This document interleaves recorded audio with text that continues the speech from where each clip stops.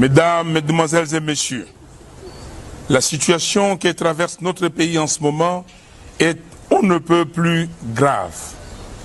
Il y a péril en la demeure. Et si nous n'y prenons garde, nous risquons d'être les derniers Congolais à avoir vécu en RDC dans ses frontières actuelles.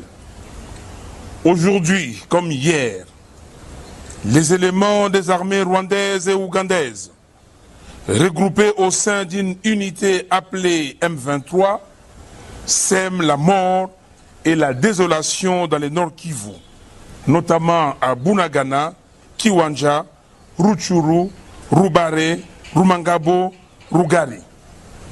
Maintenant, ils avancent vers Goma.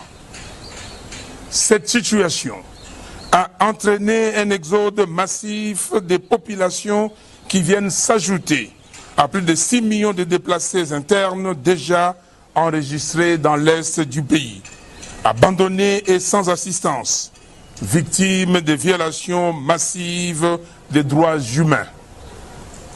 Il va sans dire que la RDC souffre de cette situation à partir de la première agression du Rwanda et de l'Ouganda sous les labels de l'AFDEL en octobre 1996.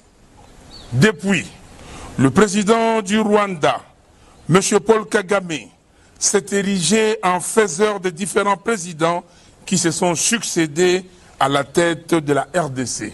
C'est inacceptable. Les conséquences de la crise de légitimité et des dénis de souveraineté qui en découlent se font sentir aujourd'hui. Le Rwanda et l'Ouganda se donnent à cœur joie dans la déstabilisation de la partie est de notre pays, qui s'étend dans d'autres parties du territoire national, notamment dans les Maïndombe et les Kwilu.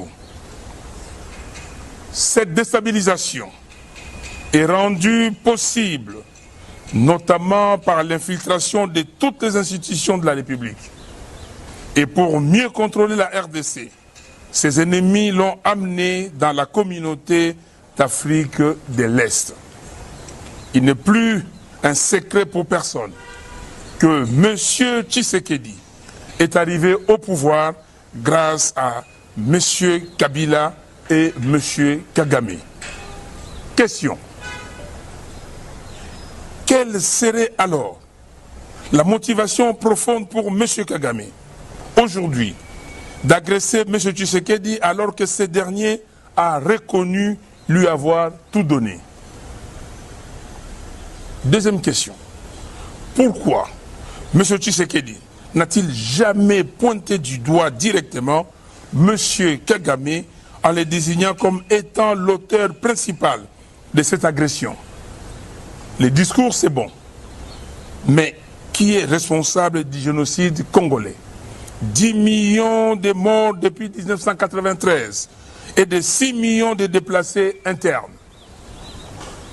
Autre question.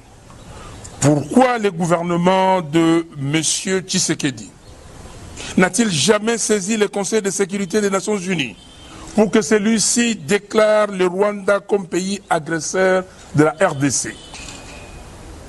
Aussi, pourquoi n'y a-t-il jamais eu de plaintes auprès de la Cour internationale de justice?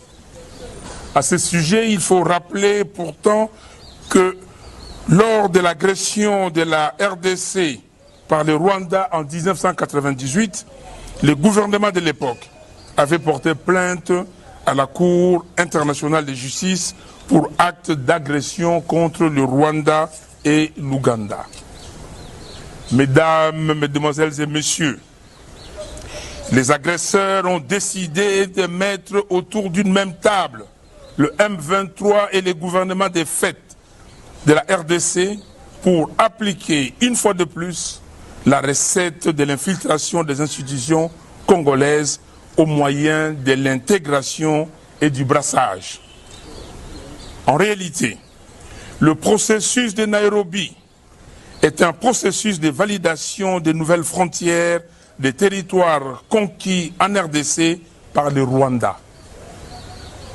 Dans cette combine de Nairobi, il est prévu que M. Tshisekedi ramène un accord de cessez-le-feu qui, malheureusement, aura consacré l'occupation. C'est ce que j'appelle les faits accomplis d'occupation. Et c'est cela le vrai but de cette guerre. En effet, M. Tshisekedi a signé de nombreux accords avec les pays qui nous agressent et aucun de ces accords n'a été révoqué. De ce qui précède, j'accuse M. Félix Antoine Tshisekedi Tshilombo de haute trahison. M. Félix Tshisekedi et ses mentors sont cyniquement et désespérément à la recherche d'un argument électoral et de conservation de pouvoir. Ayant en effet constaté que M. Félix Tshisekedi ne pourra pas gagner les élections de 2023, ses parrains sont venus à sa rescousse en imposant à la RDC une guerre qu'il devrait gagner à temps voulu afin de lui donner l'occasion de se présenter en sauveur de la population congolaise qui ne jure que par la paix. Il aura ainsi gagné la guerre, mais les territoires conquis par le M23 resteront rwandais et le Rwanda aura allongé ses frontières. Le peuple congolais, debout, s'y opposera avec la dernière énergie.